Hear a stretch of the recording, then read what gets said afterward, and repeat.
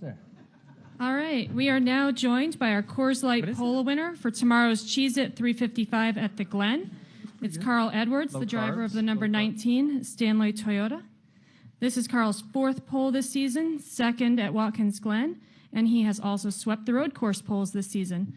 Carl, why don't you talk a little bit about your lap out there that got you the pole? So my guys did a great job. They worked really hard this morning. We changed a bunch of stuff.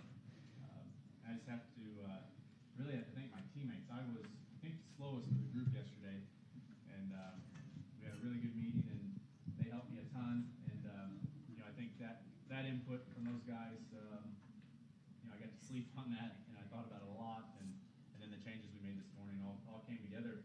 Car was really fast.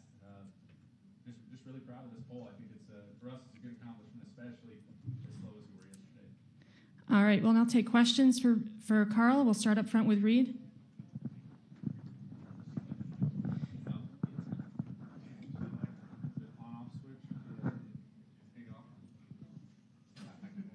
Switch. Okay. Thank you. You treat me like my crew treats me. Just don't touch anything. Let us do it. Reed Spencer with NASCAR. Well, that's what happens to all of us. We used to work on everything, right? We used to do everything. Now they're like, don't touch it. Don't touch it. So, all right, sorry, Reed.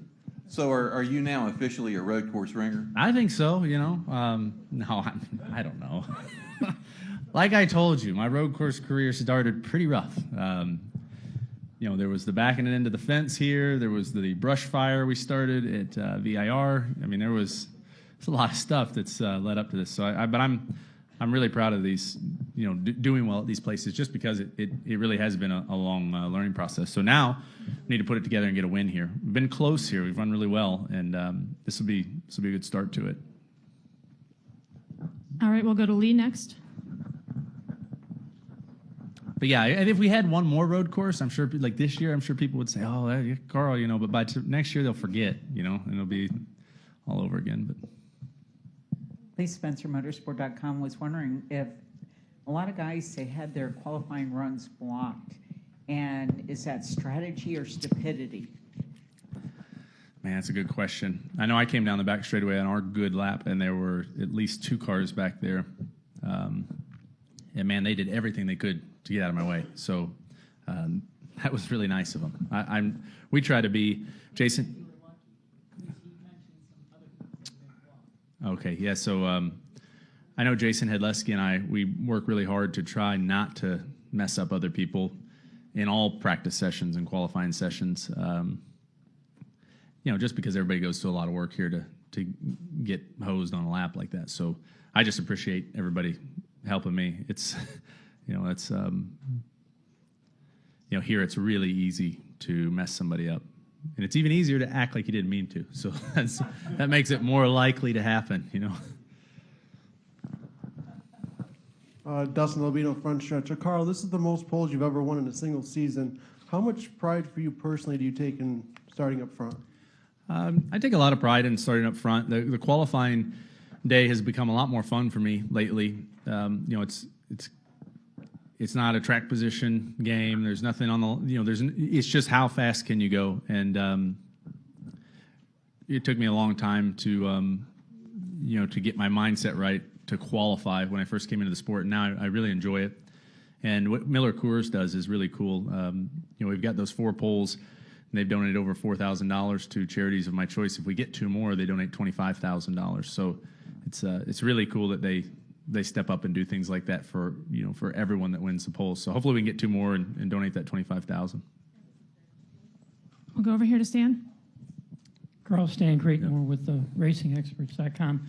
Talk about your first lap, because with all those changes made, were you scared the first lap, or just talk about it? The track was really, really slick to begin with. I don't know if it was the rain or the rubber from yesterday, but the track was much different that first lap. And I watched a lot of guys go, and I could see them locking up tires. I could see people missing that first corner. And really, that first lap, was a good lap for me. But I was nervous. I was nervous that I was going to slip up somewhere. The track was slick. And then we ended up running a second lap in that first round because we weren't confident that lap was going to hold up. I think we maybe would have made it, but everyone, there are a bunch of variables. A lot of it is probably guys like myself. You run yesterday, you go to sleep, change everything on the car, you go out and get that first look at it, and it's tough. And everyone, when they were going again, they were going faster and faster. So we gambled, or we didn't gamble, I guess. We played it safe. We ran a second lap that first round, and I was nervous that would mess up our pole run if for the third time out in the second round. Man, I know it's complicated, but anyway, what was your question? It all worked out fine. Yeah, it was great. It was good. It was all according to plan. Do we have any additional questions for Carl? My birthday? I don't know what I planned for my birthday. Andrew Laguerre from Nailmeyer Stark. Is that Yeah. Where you at? right here? Okay. Right. Just wondering, starting from the pole tomorrow, do you have any expectations of what kind of start we're going to see, and what kind of advantage, or is there any downside to starting this race from the pole given the unknowns that we might see? I think that I think that starting from the pole will be a really large advantage, just because there's so many unknowns. Don't really know the conditions of the track tomorrow. It was interesting how slick it was today.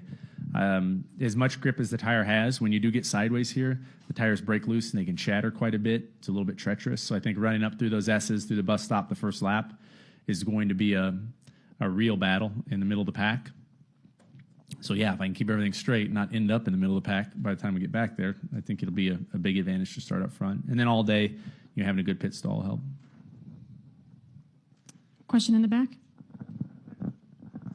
Dan Fates, WNY Sports. I know you talked about the surface and how slippery it was because of the rain. How tough is that when yesterday was dry, today it's slippery, and there shouldn't be any rain in the forecast, now going back to some rubber being laid down, and what do you see or foresee tomorrow?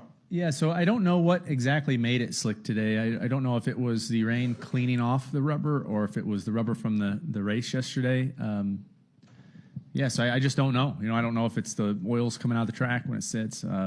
It'll be interesting to see how it goes tomorrow.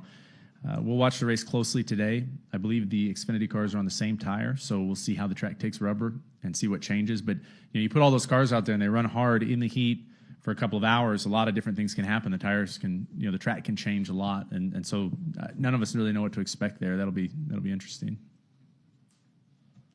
All right, Carl. Well, congratulations on winning the Coors Light Pole Award. Thank you, guys. Have a good day.